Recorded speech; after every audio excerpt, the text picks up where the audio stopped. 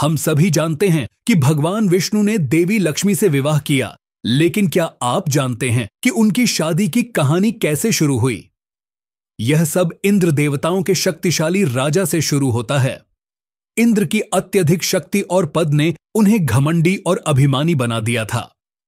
एक दिन जब इंद्र अपने भव्य सफेद हाथी ऐरावत पर सवार होकर यात्रा कर रहे थे, तब उनकी मुलाकात अर्षि दुर्वासा से हुई। दुर्वासा मुनि एक शक्तिशाली लेकिन क्रोधी अर्षि थे। मुनि ने प्रसन्न मन से इंद्र को एक माला भेंट की, यह सोचकर कि यह एक राजा के योग्य उपहार है। लेकिन इंद्र के लापरवाह और अपमानजनक रवैये ने मुनि को क्रोधित कर दिया, जिससे उन्होंने ऐसा श्राप दिया जिसने स्वर्ग को हिला दिया। अर्षि दुर्वासा का गुस्सा चरम पर पहुंच गया। उनकी आंखें क्रोध से लाल हो गईं और उन्होंने इंद्र और देवताओं को श्राप दे दिया कि उनकी सारी शक्ति, जीवन और ऊर्जा खत्म हो जाए। इंद्र के घमंड ने केवल उसे ही नहीं बल्कि उसके पूरे राज्य को बर्बाद कर दिया। धीरे धीरे देवता कमजोर पड़ने लगे, थक गए और अपनी रक्षा तक करने में असमर्थ हो गए। इसी दौरान असुर, जो देवताओं के शाश्वत दुश्मन थे, ने इस मौके को अपने फायदे के रूप में देखा। असुरों के राजा बलि के नेतृत्व में असुरों ने देवलोक पर हमला कर दिया और कमजोर देवताओं को हरा दिया।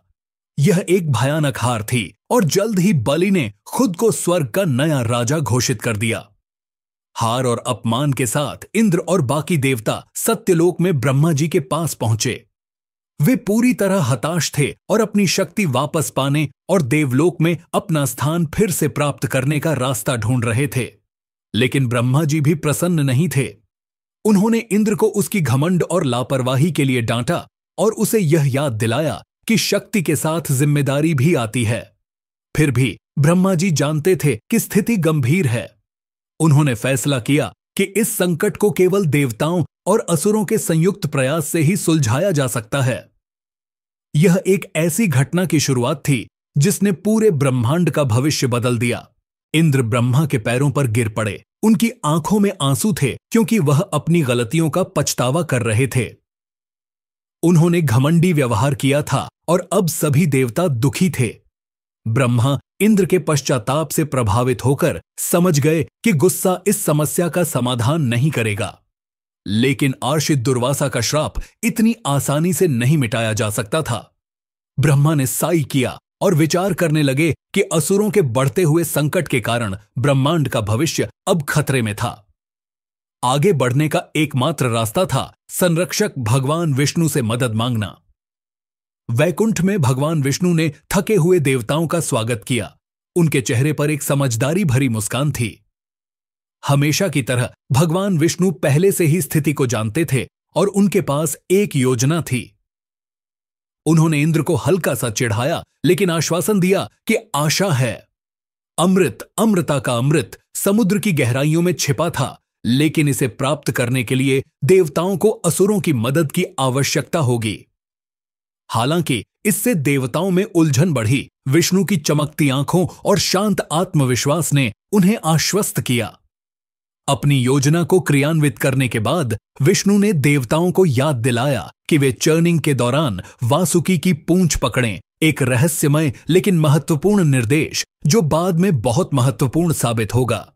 विष्णु की योजना स्पष्ट थी। महान पर्वत मंदिर चर्निंग का काम करेगा और वासुकी नागराज रस्सी बनेगा। लेकिन यह कार्य केवल देवताओं के लिए बहुत बड़ा था। उन्हें चर्निंग पूरा करने के लिए असुरों की ताकत की आवश्यकता थी। इंद्र, अग्नि और वायु ने असुरों के राजा बलि से मिलने का निर्णय लिया और बलि के मंत्रियों की प्रारंभिक दुश्मनी के बावजूद बलि ने एक साथ काम करने की बुद्धिमत्ता को पहचाना। असुरों की संधि पक्की होने के बाद इंद्र ने वासुकी से संपर्क किया, जिसने अमृत के हिस्से के बदले अपनी भूमिका निभाने के लिए सहमति दी। योजना तैयार हो गई और देवता और असुर आने वाले ऐतिहासिक कार्य के लिए तैयारी करने लगे। विष्णु के रहस्यमय शब्दों के बारे में वासुकी की पूंछ पकड़ने का विचार उनके मन में घूमता रहा, लेकिन फिलहाल वे महान चर्निंग के लिए अपनी ताकत इकट्ठा करने पर ध्यान केंद्रित कर रहे थे। हालांकि अभी भी दुर्वासा के श्राप से कमजोर थे, देवताओं ने वैकुंठ की यात्रा के बाद नए उद्देश्य का अनुभव किया। ब्रह्मांड के इतिहास में सबसे महान ब्रह्मांडीय घटनाओं में से एक के लिए मंच सज गया था, समुद्र का मथना। इंद्र और वासुकी, नागों के राजा, एक दूसरे को देखते हुए आगे की तैयारी कर रहे थे।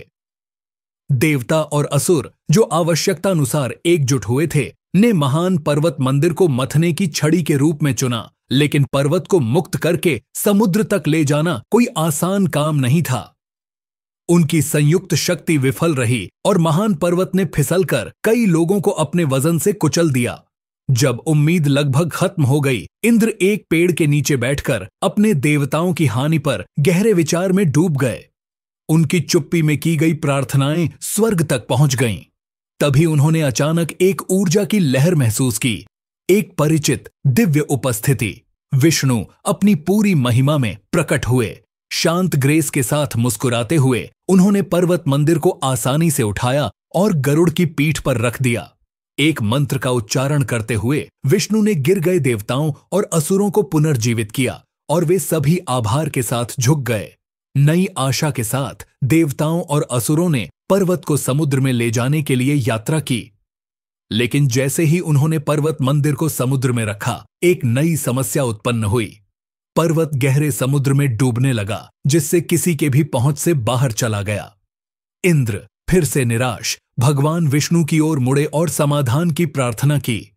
विष्णु ने फिर से उत्तर दिया। इस बार महान कछुए कुर्मा अवतार के रूप में पर्वत का समर्थन करने के लिए नीचे आए, जो चर्निंग के लिए आवश्यक दृढ़ आधार प्रदान कर रहे थे। अब समुद्र को मथने के लिए तैयार देवताओं और असुरों को वासुकी, महान नाग, की आवश्यकता थी, जो पर्वत के चारों ओर लिपट सके। लेकिन भगवान विष्णु ने इंद्र को चेतावनी दी थी, पूंछ पकड़ो, सिर नहीं। फिर भी इंद्र की चालाकी ने असुरों को सिर पकड़ने के लिए मजबूर किया। जब मथना शुरू हुआ, वासुकी अनजाने में जहरीला विष उगलने लगा, जिससे उसके मुंह के पास के असुर जलने लगे। देवता जो पूंछ पकड़ रहे थे सुरक्षित थे। असुर गुस्से में थे, लेकिन अब वापस जाने का कोई रास्ता नहीं था। समुद्र के गहरे हिस्से से जो सबसे पहले निकला, वह अमृत नहीं बल्कि भयानक विष हलाहल था। इसके धुएं ने तेजी से पूरे संसार को नष्ट करने का खतरा पैदा कर दिया। इंद्र और देवताओं ने भगवान शिव से हस्तक्षेप करने के लिए पुकारा। शिव उनकी प्रार्थनाएं सुनकर प्रकट हुए और ब्रह्मांड को बचाने के लिए विष को पी लिया, उसे अपनी गर्दन में रोकते हुए, जो नीला हो गया। पार्वती अपनी बुद्धिमता से विष के फैलने को रोकने में सफल रहीं, जिससे शिव को नीलकंठ नाम मिला। विष को नियंत्रित करने के बाद मथना फिर से शुरू हुआ, जिससे समुद्र से कई खजाने निकले। कामधेनु, इच्छाओं को पूरा करने वाली गाय, उच्छश्रवा, दिव्य घोड़ा और अंततः स्वयं देवी लक्ष्मी, सुंदरता और समृद्धि की अवतार। लक्ष्मी की उज्ज्वल उपस्थिति ने मथने को रोक दिया। सभी की निगाहें उनकी ओर थीं जब वह अपने पति को चुनने के लिए तैयार हो रही थीं। मुस्कुराते हुए उन्होंने भगवान विष्णु के गले में माला डाली और स्वर्ग में खुशी की लहर दौड़ गई। विष्णु और लक्ष्मी का विवाह शक्ति और समृद्धि के दिव्य मिलन को दर्शाता है, जिससे ब्रह्मांड में संतुलन बना रहता है। देवताओं और असुरों ने सफलता प्राप्त की, लेकिन वास्तव में यह भगवान विष्णु और देवी लक्ष्मी की उपस्थिति थी, जिसने ब्रह्मांड में सद्भाव को बहाल किया। जैसे जैसे देवताओं और असुरों ने अपने श्रम के फल साझा किए, उन्होंने न केवल अमृत की वसूली का जश्न मनाया, बल्कि लक्ष्मी की दिव्य कृपा का आभार भी व्यक्त किया। और इस प्रकार समुद्र का मथना, समुद्र मंथन, हिंदू पौराणिक कथाओं में सबसे महत्वपूर्ण घटनाओं में से एक बन गया,